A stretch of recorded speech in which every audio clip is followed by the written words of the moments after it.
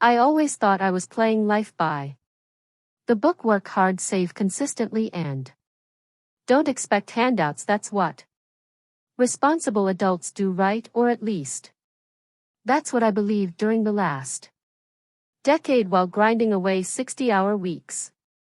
At my marketing firm, my name is Erica Dawson. I'm 35, single, and just 2 weeks ago I became a homeowner for the first time after my great Aunt Ruth passed. She left me a small inheritance, not life-changing but enough to give my savings the boost it needed. Since I was 25, I'd been budgeting to the bone, living in a cramped shared apartment in Sacramento, skipping vacations, brewing my own coffee, and saying no to nights out, while others splurged on Coachella or designer handbags. I was quietly building my down payment when I hit my goal. $300,000. I bought a charming little 2-bedroom bungalow outright in a quiet neighborhood near East Sacramento that's starting to bloom again. No mortgage, no debt, just mine. It's got creaky floors, outdated cabinets, and hideous 1980s wallpaper, but I love it. I even started doing the renovations myself. YouTube is my new best friend. I was mid-scrape peeling sunflower borders off the living room wall when my phone rang. It was my mom. Erica, honey, come over next Saturday. We're having a family meeting, she said with that too sweet tone she uses when she's being sneaky. A family meeting? What for? I asked, pausing mid-peel. Oh, it's a surprise, she said breezily. Be here by 4 o'clock and bring that chocolate cake from Sweet Juniper near your place. Mom, what is this about? I pressed. Just a gathering. Your brother Kyle and his fiancée will be there, plus your aunts and cousins. That set off alarm bells. It's a surprise, Erica. Just be here, she said and hung up. I rolled my eyes and went back to the wallpaper. Whatever it was, it could wait. I had a home to rebuild. Unlike me, my brother Kyle has always had things handed to him. He was the varsity athlete in high school while I was in the science club. He dropped out of college to pursue creative freedom while I powered through 4 years of night classes to earn my marketing degree while working full-time, and somehow our parents never seemed to mind. It was always Kyle this and Kyle that when we were kids, and both had events on the same weekend. Guess which one they showed up to when Kyle graduated high school? They threw a backyard bash with a DJ. My college graduation, a quiet dinner at a strip mall diner. I still remember my 16th birthday. I got a second-hand mountain bike. Kyle got a used Jeep the following year. When I questioned it, Mom said, well, Kyle needs it to get to his band rehearsals. As if my internships and weekend tutoring gigs weren't as valuable. But I've never been one to complain. I just put my head down and worked harder. That week flew by as I kept fixing up the bungalow. By Saturday, I'd finished scraping wallpaper and primed the living room. Seeing those fresh white walls made every blister feel worth it. That morning I stopped by Sweet Juniper and picked up Mom's favorite chocolate cake with buttercream frosting. As I pulled into the driveway of the old family house, I noticed the driveway and curb were packed. Uncle Ray's old Subaru, Aunt Lisa's hybrid, even my cousin Mariah's bright yellow Beetle was there. This wasn't just a gathering. This was something big. I took a deep breath, grabbed the cake, and headed inside. Erica's here, Mom called out, swooping in to grab the cake. Perfect timing. We're just about to sit down. I scanned the room. Kyle and his fiancée Emily sat side by side on the couch, all smiles. Dad chatted with Uncle Ray. The Others were drifting toward the dining room. What's going on? I asked Ko. Quietly he grinned. You'll see that. Didn't help the knot forming in my stomach. Mom had set the table with the good china, Thanksgiving level serious. Whatever was coming, it wasn't casual. It was clearly something big. I took my seat beside my cousin Mariah, who looked just as puzzled as I felt. Do you know what this is about? I whispered. She shook her head. No clue. Your mom just said it was important. Family news. Dinner was passed around. Roast chicken, scalloped potatoes, roasted carrots, and the cake I brought was placed at the center like a crown jewel. For dessert the mood was polite. Conversations light, but there was a tightness behind every smile. Everyone was waiting for something. Finally, once the plates were full, my mom stood and tapped her glass with a spoon. I want to thank you all for coming today, she said, beaming wide. We have some exciting news. She looked directly at Kyle. Kyle and Emily are expecting. The table erupted into claps and cheers. Emily blushed and Kyle puffed up proudly, his hand resting on her back. And they're getting married, Mom added. We're already discussing venues. I smiled and applauded, honestly happy for them, despite everything. But then Mom shot a glance at Dad and then at Kyle and Emily before her eyes landed on me. Something in her expression made my stomach twist. That's not the only news, she said. The room fell quiet as many of you know, Erica recently bought her own home. She gestured toward me. A few cousins nodded and mumbled belated congrats. She's 35, still single, no kids, no partner. My cheeks burned. What did that have to do with anything? But Kyle and Emily, she continued, are about to start a family. They need a real home. I froze. Erica, she said, voice sweet but firm, this is your opportunity to be generous. Show your love for your brother. You should give your house to them. Silence. I blinked, waiting for the joke. It never came. You can go back to renting, Mom said breezily. You don't need all that space, do you? If you think that was bold, wait until you hear what I said next. Don't forget to subscribe so you don't miss how this family meeting turned into something no one expected. I looked around the table. Dad nodded solemnly beside Mom. Kyle finally met my gaze. His eyes held an awkward blend of guilt and entitlement. That's such a thoughtful idea, Aunt Lisa said brightly. Family should look out for each other. A murmur of agreement followed from around the table. This wasn't a suggestion, it was an ambush. You can't be serious, I said, my voice low and sharp. Of course we are, Mom replied, the warmth gone from her tone. Kyle and Emily need a home. You have one and no family of your own. I stood, my chair screeching against the hardwood. You want me to give them my house, the one I worked a decade to afford, that I paid for with inheritance and sacrifice? Don't be selfish, Dad snapped. Think about your brother for once. Selfish, I laughed bitterly. I've worked my entire adult life for that home. I didn't get help. I didn't get handouts. I earned it. But Kyle, Mom started. No, I said louder now. Absolutely not. Emily put her hand on her belly dramatically, barely a bump, and started sniffling. Kyle gave me a glare like I just stomped on their wedding cake. How could you be so cold, Mom demanded. Your own brother. How can you ask me to throw away everything I built? I snapped. Why doesn't Kyle earn like I did? Whispers rippled around the table.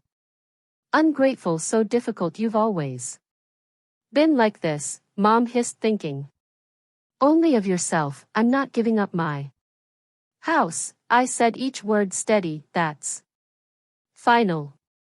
And then it happened. Mom lunged for the cake, the one I bought, and threw it at me. It hit dead on chocolate and buttercream splattered across my face, down my shirt and onto the floor. The room froze. No one rushed to help. There's Colby. They looked satisfied. I wiped my eyes, grabbed my bag, and walked out. Behind me the shouts began to rise.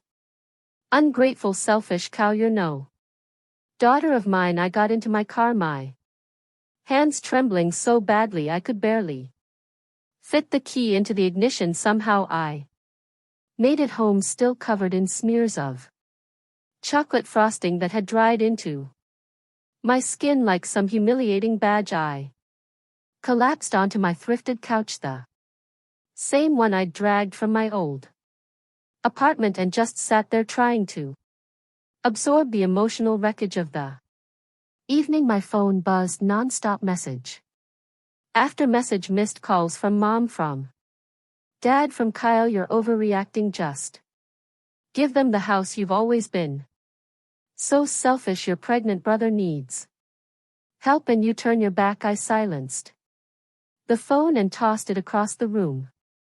All my life I'd been second place to Kyle. When we were kids he got Nike shoes, I got clearance bin sneakers. He went to basketball camp, I stayed home and read. When he turned 16 they hired a food truck and set up party lights for me, a sheet cake in the kitchen with plastic forks, and now they expected me to just hand over the only thing I'd ever truly built for myself. So I thought about the house, our grandmother's house, the one she left to Kyle and me equally in her. Will we let our parents stay there out of kindness? Never asked for rent, never made demands, but legally we each owned half. That night I dug out the manila folder from my filing cabinet. Inside was Grandma's will, as clear as ever. 50-50 ownership between me and Kyle. They were guests in a home they didn't own. And that's when I knew. The next morning I was halfway through dialing a real estate lawyer when my phone pinged the Facebook notification. I opened it and froze. My mom had posted publicly, "Sometimes your own child breaks your heart." Erica refused to help her pregnant brother when he needed her most. The comments even worse. I was there.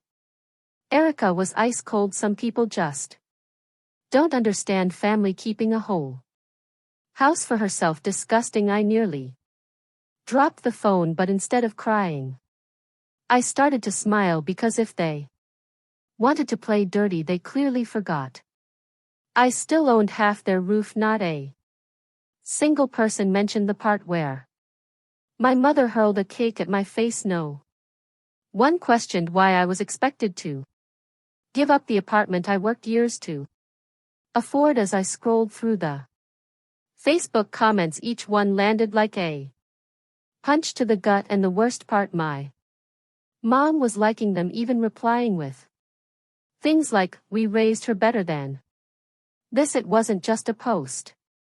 It was a smear campaign. That's when something inside me snapped. Whatever loyalty I had left broke. I picked up my phone and searched for a real estate attorney near East Sacramento. The first name that popped up: Blackwell Law Office. Blackwell Law. This is Jenna, a receptionist answered. "I need to speak to someone about property rights," I said, my voice steady, focused. 2 hours later I sat across from Jeremy Blackwell, a composed man with keen eyes and a quiet intensity. I laid it all out: the will, the apartment, the attack, the Facebook humiliation. "So just to be clear," he said, tapping his pen, "you and your brother inherited your grandmother's home 50-50. You let your parents live there rent-free. And now, after they tried to force you to hand over your own home, you want to know your legal options." "Yes, I Replied, I'm not looking for revenge, just clarity boundaries. He reviewed the will. It's simple, you own half, you can force a sale or require your brother to buy you out at market value. Your parents have no legal standing. What's the first step? I'll draft the notice today, do it, I said. I threw myself into my renovations. Painted, trim, tore out the carpet. The physical work helped silence the noise. 5 days later my doorbell rang through the peephole. Mom, Dad, Kyle, Emily. I didn't open it. Erica, we know you're in there. Mom barked, we need to talk about this ridiculous letter. Dad's voice thundered behind hers, you have no right. I hit record on my phone. You ungrateful brat. Mom screamed, after all we've done for you and still I didn't open the door. You're trying to make your pregnant brother homeless, Emily shouted through the door. This is low even for you, Kyle added sharply. I recorded every insult, every guilt trip, every threat they hurled for nearly 15 minutes. Then finally silence. I sent the audio to Jeremy. He called immediately. This qualifies as harassment. He said we can request a restraining order if it continues, but honestly this only strengthens your position. A week later he called again. Their lawyer reached out. They want to mediate. The mediation was scheduled for Monday at Jeremy's office. I arrived early wearing a navy pantsuit I used to save for major presentations. Jeremy met me with a calm nod. You're within your rights, don't let them rattle you. My parents, Kyle and Emily, arrived with their lawyer. Mom glanced at me and muttered, traitor. The mediator began summarizing the facts.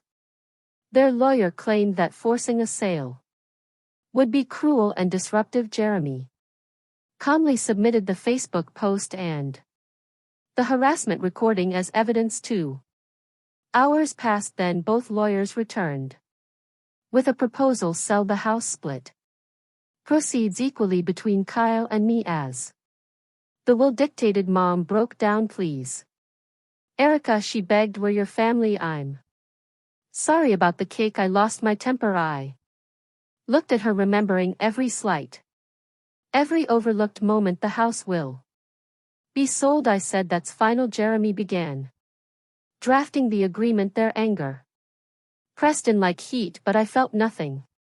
2 months passed in a blur of legal work and showings. The house sold fast in a hot market. After fees, Kyle and I each received $175,000. We never spoke again.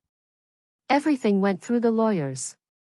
Jeremy later told me my parents were furious but completely powerless. They'd been living rent-free. That era was over.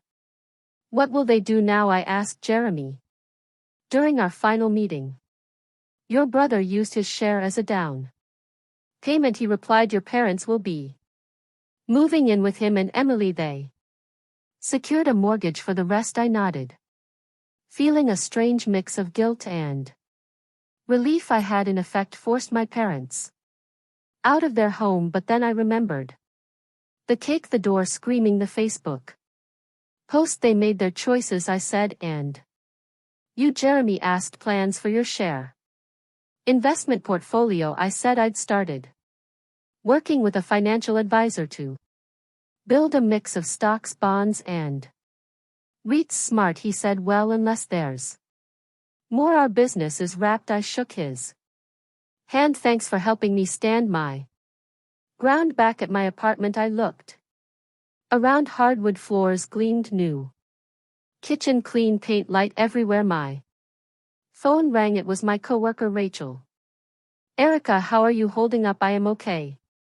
Actually, the sale's final money's in my account and your family little messy. I wasn't invited to Kyle's wedding.